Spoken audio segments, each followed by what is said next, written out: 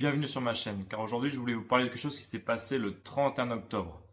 L'Assemblée nationale a voté la transformation de l'impôt sur la fortune immobilière en un nouvel impôt, l'impôt sur la fortune improductive. Donc on reste sur le même nom, IFI, ok? L'impôt sur la fortune immobilière était l'ancien ISF pour rappel. Donc concrètement, si vous avez plus de 2 millions d'euros de patrimoine, vous devrez déclarer l'ensemble de vos biens et payer 1% de leur valeur chaque année. Attention, ça ne concerne pas seulement les immeubles. Sont visés les biens immobiliers locatifs, bien sûr, l'or et les cryptos, dont le Bitcoin, les assurances vie, donc on entend parler les unités de compte et les fonds euros, et les objets de valeur, comme les voitures, les montres ou les tableaux.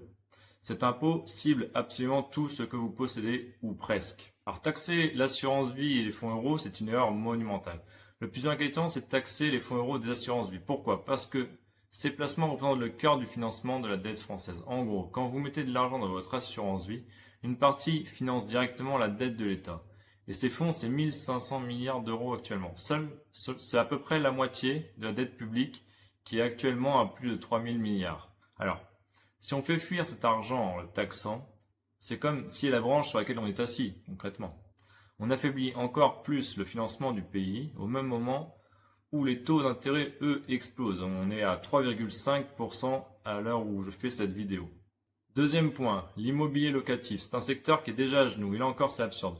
Le secteur traverse une crise historique. Les propriétaires sont surchargés par les normes. Ils sont mal protégés contre les squatteurs. Et les rendements sont au plus bas. Si on atteint 6%, c'est déjà très très bien. Résultat, les gens n'investissent plus. Et maintenant, on dit qu'en plus, ils sont improductifs. Sans investissement locatif, il n'y a ni logement, ni recette fiscale, notamment pour les régions.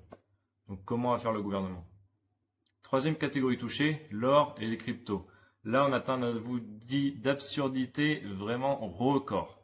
L'or, ce n'est pas un placement qui s'enrichit. C'est un thermomètre qui mesure la perte de valeur de la monnaie. Le Bitcoin, c'est exactement la même logique, mais c'est pour les plus jeunes. Entre guillemets, le Bitcoin, c'est l'or du 21e siècle. C'est une façon pour les jeunes générations de se protéger du système monétaire mondial. Donc en résumé, on peut dire que l'or, c'est punir les anciens, le Bitcoin, c'est punir les plus jeunes. Absolument tout le monde est servi là. Quatrième point, et là c'est la cerise sur le gâteau, c'est les holdings. Autrement dit, l'État veut imposer des capitaux qui ne sont même pas réalisés, des plus-values encore en attente ou de l'argent mis de côté pour réinvestir. C'est une désincitation totale à l'investissement et à la création d'entreprises. En résumé, cet impôt sur la fortune improductive est un symbole d'une France qui punit ceux qui réussissent. Plutôt que d'encourager la création de valeur, on taxe le capital, même quand celui-ci finance le pays. Et à force, que vont faire les investisseurs? Eh bien, ils vont fuir le pays. Alors oui, on peut en rire, mais la vérité c'est que cet impôt c'est un signal catastrophique pour l'économie, pour l'épargne et pour notre avenir. Si vous avez aimé cette vidéo, je vous encourage à la liker, n'hésitez pas surtout à mettre des commentaires aussi, à porter votre pierre à l'édifice, et abonnez-vous à la chaîne pour de nouvelles vidéos.